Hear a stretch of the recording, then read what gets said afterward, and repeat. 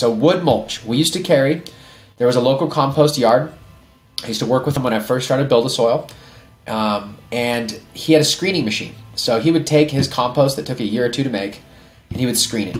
And all of the reject wood chips that would kick out because they're slightly too large for the screen, they were full of mycelium and they were beautiful. And so we would actually sell that as our composted wooden bark mulch. People loved it.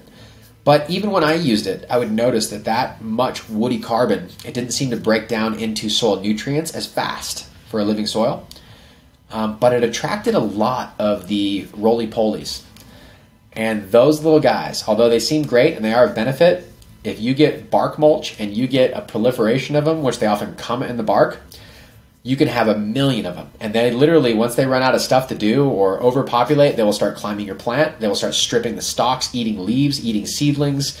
And this is what I talk about with nature. There's two sides to it. And oftentimes when you hear something from fear, like, oh, thripper on clover, you only get the one side. And nature is never that way. And so there's a great benefit to the wood mulch.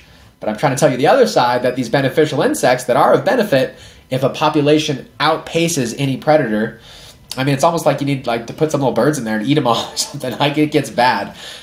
It's not good. Now, I'm happy to report it's pretty rare that you get an overtaking of the roly-polies. But that's part of the reason why I don't recommend wood a lot.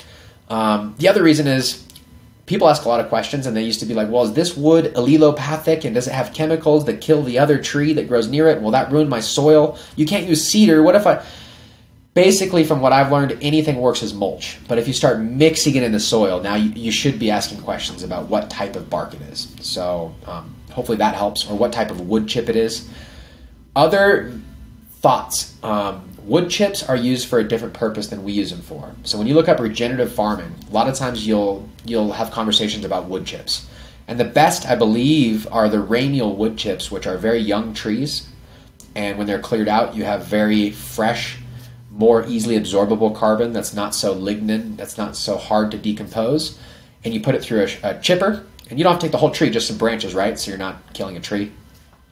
But they would spread that on the property, on soil that they were planning on using in a year or two. And that would enrich the life and the fungus and add organic matter and really improve the soil. But during that first year, you can't really grow in it. The wood is so high carbon, all the microorganisms eat first, and you take all the nitrogen out, the plants can't really grow. Another place you hear this is the hugel culture beds. If you've not heard of it, Google Hugel, hugel culture.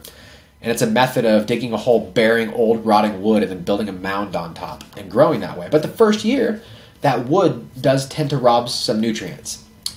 So that's a thought. But when stuff's on top, it doesn't really rob nutrients, whether it's straw or mulch. So don't worry about that when you're looking into mulching, as long as it's on top. That's just like a skin layer. It just protects the organism of the soil.